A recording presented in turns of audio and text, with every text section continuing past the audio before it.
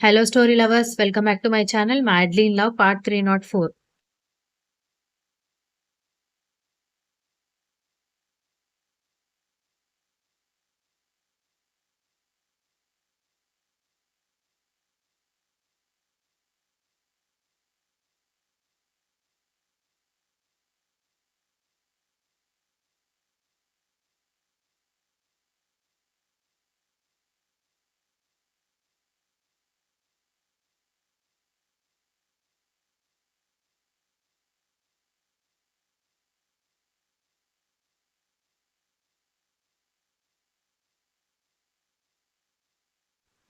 Nothing to worry. మిరపకాయలు కాస్త ఘాటెక్కువ ఉన్నాయి. పైగా పిండి కూడా ప్రాసెస్డ్ అనుకుంటాను. అందుకే ఆమెకి మోషన్స్ అయ్యి ఇలా సిక్ అయిపోయారు.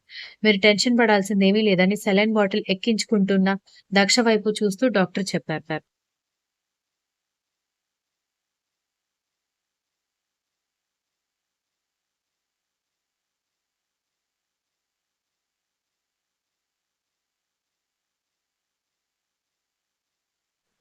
కర్ణ కోపంగా ఆమె వైపు చూస్తుంటే, దీక్షిత, విరాట్, స్నేహ కూడా దక్ష వైపు అయోమయంగా చూస్తుంటే, ఇప్పుడు ప్రాబ్లమ్ ఏమీ లేదు కదా! తను ఈవినింగ్ నుంచి బాత్రూమ్‌కి, బయటికి తిరుగుతూనే ఉంది అన్నాడు కర్ణ.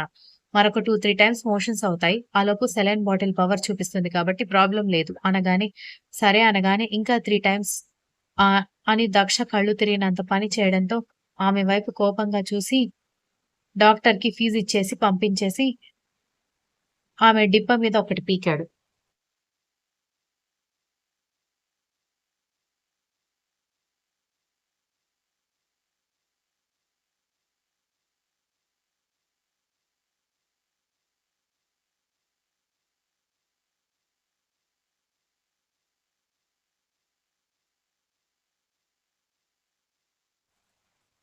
చెప్తూనే ఉన్నాను కదా! తినొద్దని అనగానే మీరన్నందుకే నాకయింది. లేకపోతే చిన్నప్పటి నుంచి తింటున్నాను. ఎప్పుడూ ఇలా అవ్వలేదు అనగానే కర్ణ కళ్ళు చిన్నవి చేసి కోపంగా చూస్తూ ఉంటే, దీంతో సంసారం ఏమో గాని నీకు మాత్రం సన్యాసం కన్ఫర్మ్ లాస్ట్‌కి అన్నాడు విరాట్. దక్ష కోపంగా చూస్తూ బావా అంటూ ఉంటే ఏంటే బావా? లిమిట్ ఉండక్కర్లేదు. అసలు ఎన్ని బజ్జీలు తిన్నావు? అని దీక్షిత అడిగేసరికి ఎంత ఒక 20 బజ్జీలు తిన్నాను అనగానే దెబ్బకి దీక్షిత, విరాట్, స్నేహ షాకయ్యి మొహాలు చూసుకున్నారు.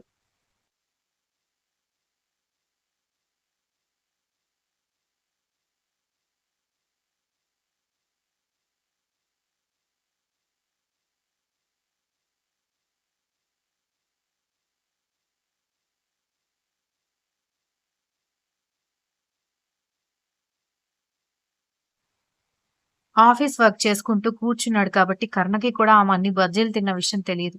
తనొచ్చేసరికి ఒక రెండేమో ప్లేట్లు ఉన్నాయి. అవే తింటూ ఉంటే తిట్టాడు. 20 తినిందని అప్పుడే తెలిసుంటే అమ్మాయి గారికి ఇచ్చే ట్రీట్‌మెంట్ వేరేలా ఉండేది. అది కడుపా? చెరువా? 20 బజ్జీలు ఎలా తిన్నావే?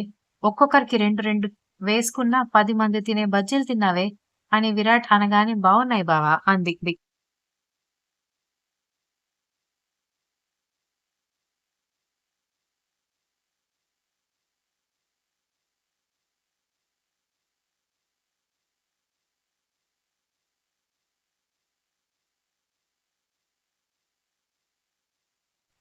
డౌట్ లేదే. మీ చెల్లెల వల్ల మా వాడికి సన్యాసం కన్ఫర్మ్ అనగానే, "నువ్వూరుకో విరాట్" అని అంటూ మరీ 20 బజ్జీలు తింటే 20 సార్లు తిరగకుండా ఎలా ఉంటావు?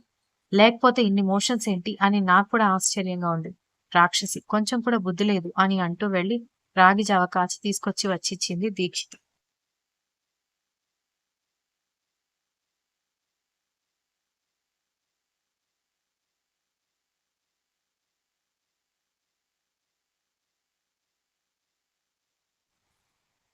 అది తాగడంతో కాస్త మోషన్స్ తగ్గాయి. బామ్మ, శాంభవి, ఇందిర పనిలో పనిగా విరాట్ వాళ్ళ అమ్మగారు కూడా 4 అక్షంతలేశాక అందరితో తిట్లు తిని ఏడుపు మొహం వేసుకొని కూర్చుంది దక్ష. ఆ రోజు రాత్రి ఆమెకి సూప్ తాగించి, అతని భోజనం చేసి, స్నానం చేసి బయటకొచ్చేసరికి నీరసంగా కూర్చున్న దక్ష కనిపించడంతో నవ్వుతూ ఆమె పక్కన చేరి చుట్టూ చేతులు వేయడంతో అతని గుండెల మీద చేరి గాఢంగా కౌగిలించుకొని సారీ అని చెప్పడంతో ఎందుకు అన్నాడు.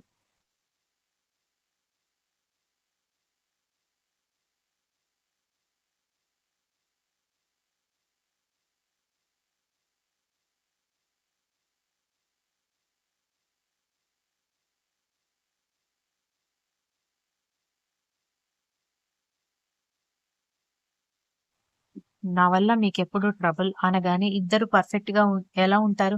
ఒకరు ట్రబుల్ మేకర్ కావాలి. ఒకరు వాళ్ళని భరించే వాళ్ళు కావాలి అని ఆమె నుదుటి మీద ముద్దు పెట్టి ఇంకా గాఢంగా అల్లుకున్నాడు. దక్ష వైపు చూస్తూ మెరుస్తున్న ఆమె ముక్కు పుడక ఆమె మొహానికి ఎంతో అందాన్ని ఇస్తూ ఉంటే ఆమె ముక్కు మీద ముద్దు పెట్టి "నీకొక విషయం తెలుసా?" అని శాడిస్ట్ బాబు అడిగాడు.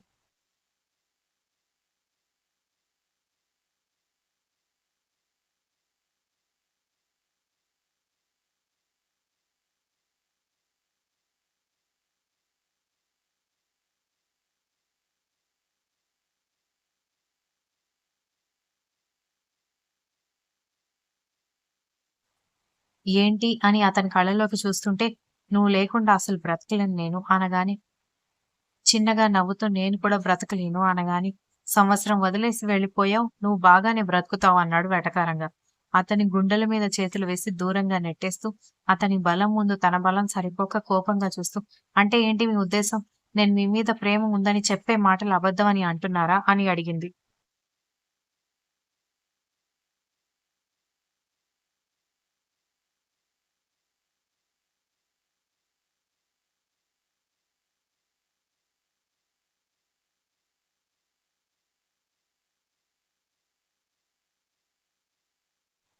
అబద్ధం కాదు గానీ, సగం నిజం, సగం అబద్ధం అనగానే, రాజుగారి చిన్న భార్య అందగత్తె అంటే పెద్ద భార్య అందగత్తె కాదు అని అర్థం అనగానే, ఇప్పుడు నువ్వు అబద్ధం చెప్పడానికి, రాజుగారి భార్య అందంగా ఉండడానికి సంబంధం ఏంటని శాడిస్ట్ బాబు నవ్వుతూ అడిగాడు.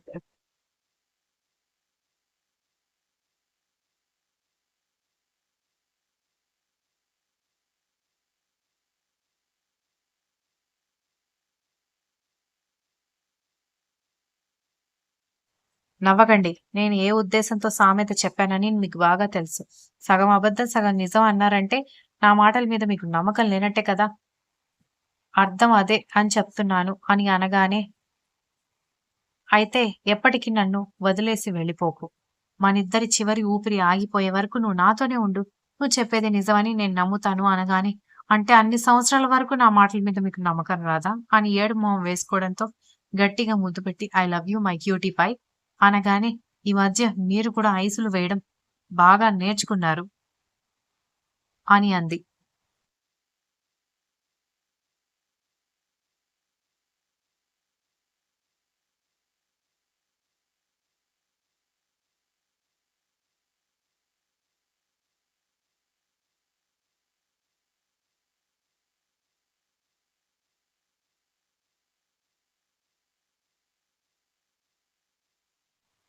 Hey idiot! నేనెక్కడ ఐస్ వేస్తున్నాను. నేను నిజంగానే చెప్తున్నాను. నువ్విలా ఉక్రోషంగా మాట్లాడుతున్నప్పుడు క్యూట్‌గా ఉంటావు. అందుకే చెప్పాను. అయినా నీ దయ వల్ల ఈరోజు జరగాల్సిన సెకండ్ నైట్ పోస్ట్‌పోన్ చేయాల్సిన పరిస్థితొచ్చింది అన్నాడు.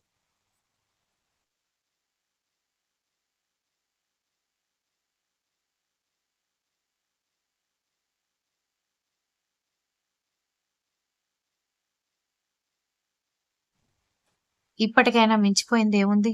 నేనిప్పుడు బాగానే ఉన్నాను అనగానే వాడిపోయిన ఆమె మొహం చూసి ఇద్దరి ఫోర్ హెడ్స్ అటాచ్ చేసి నువ్వేమీ నా కోసం త్యాగం చేయాల్సిన పని లేదు. పద పడుకుందాం అంటూ ఇద్దరూ నిద్రకి ఉపక్రమించారు.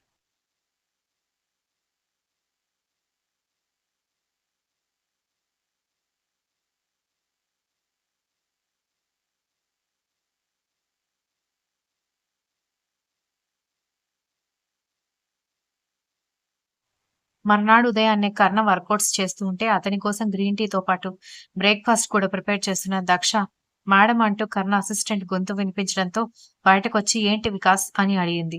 ఈయన యాడ్ ఫిల్మ్ డైరెక్టర్. కొత్తగా మూవీస్ కూడా తీస్తున్నారు. సార్‌తో ఏదో మాట్లాడాలంట అనగానే డైరెక్టర్‌కి స్పోర్ట్స్ సెలబ్రిటీతో సంబంధం ఏంటి అని అనుకుంటూ మీరు కూర్చోండి. నేనిప్పుడే వెళ్లి సార్‌ని పిలుస్తాను అంటూ రేఖ ఆంటీ కొంచెం వీళ్ళకి కాఫీ ఇవ్వండి అంటూ జిమ్ రూమ్ వైపు వెళ్ళింది.